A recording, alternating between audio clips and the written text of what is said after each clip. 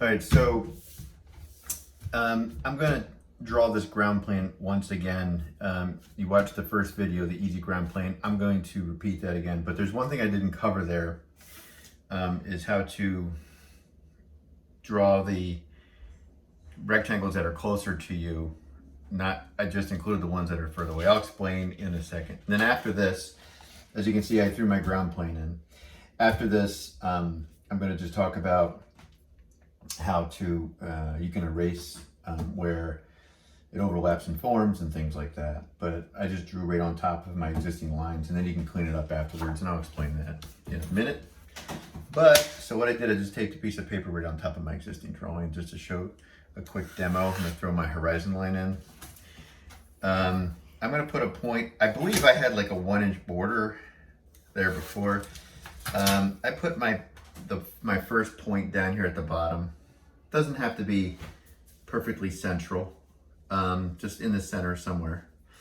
And then the second thing I did is you connect that to the vanishing point there, and you connect it to the, use a softer pencil so you can see what the heck I'm doing. And then you connect it to this vanishing point here.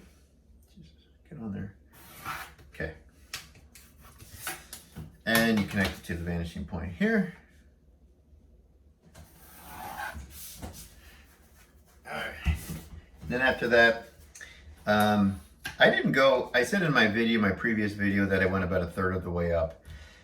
Because I have so many objects here, so this is more relevant to the project you're doing now. Because I have so many objects here, I only have a little bit of the ground plane showing.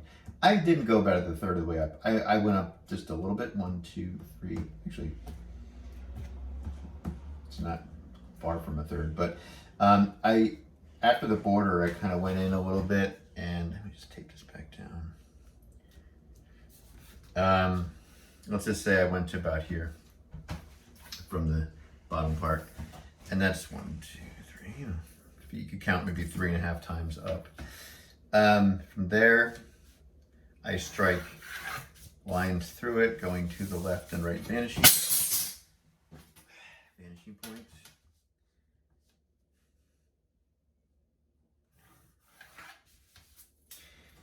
And where these two lines intersect, I connect a line to the top vanishing point, a third vanishing point. And these two lines are super important because they are the lines, when intersected with the other lines, will show you where to put the new lines. So faster way of doing this is just putting your pencil right on this point, this intersecting point here. Run this over to that side. Actually, before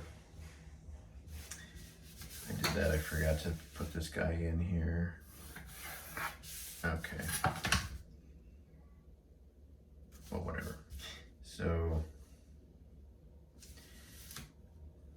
I'm just going to continue.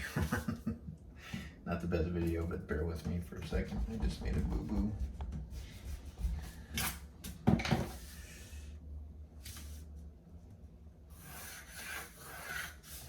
When I was drawing this in, I was very confused with my lines because there's so many lines, right? So you want to be somewhat cognizant of where the lines are. What helped me was following through with the line. So if I did lose the line, following through all the way to the vanishing point, if I did lose the line, I could find it at the vanishing point and follow through and try to find it again. But it's really difficult once you have all these forms in here.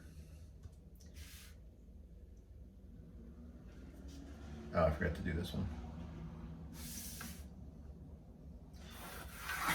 All you have to do is remember all the points on this side go to that vanishing point, all the points on this side go to that vanishing point, all the intersections.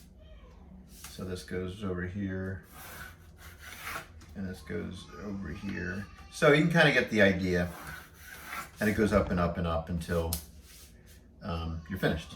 All right, so how do you find these cubes that are down here? Because there might be one like right here. I'm not sure because they get bigger as they get closer to you, right? So let me show you the trick. See where these intersect here? All you have to do is take a line, connect it to the top vanishing point, pull it down. When it intersects this line, is where the new line comes in. So then you would put the pencil here and connect it to the right vanishing point and then put a line in. And that's the next one. See how this is a little bit bigger? Same thing here. All you gotta do is run it down or find the intersection here and then connect it to the vanishing point, down. See where it intersects here? And then you just run it to the left vanishing point. That's basically all you're gonna have to do. And then you can erase these lines. You don't need them anymore.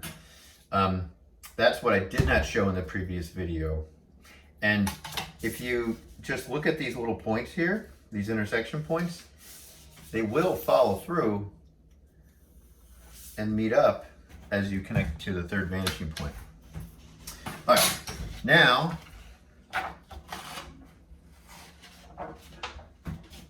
I'm going to move this down. Just bear with me. Doing my best, I'm looking up. Okay. So this is my drawing, and I put my ground plane in, which doesn't take very long, as long as you just focus and remember where those points are.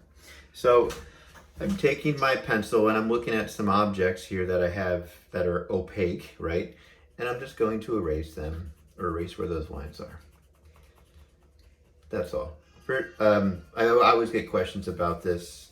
Should we leave the ground plane in all the way, or do we erase where it overlaps some of the forms? Yeah, you're just gonna erase where it will overlap some of the forms. Now you can see this kind of pop out and then the ground plane recede.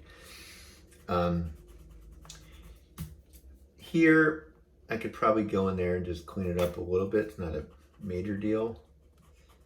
And I'm looking at this object. I don't like my decision of cutting into the form. I think I might go back to what I originally did. But that's for the next part of the final assignment. So maybe I won't do that yet. But you can see the ground plane does exist here. It does exist behind here maybe. I don't know, I kind of like it here. So because of that, I might curl this form away from it. Of course, I'm just doing a quick little sketch here. I'd have to draw it in a little more cleaner than that. And I might keep that ground plane there. I'm not sure. I might erase it. We'll see. Here the ground plane shows, except I would erase these lines. And if you erase too many lines, you just put them back in. And immediately the form kind of pops out. And the ground plane recedes back in space. Eventually you're going to draw a darker border in. It's going to contain everything inside of the frame. So you don't have to worry about all the stuff here. But that's it. The ground plane's really simple. The other option too, if you wanted to, say you filled this in quite a bit down here, but you had a lot of space up here, you could do the reversal. You could just turn your drawing upside down, draw the ground plane here, which would be more of a ceiling plane, I guess. Or you could present your drawing upside down.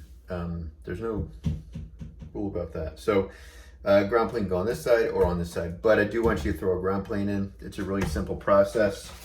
I call this the easy ground plane. And if you have any questions, reach out.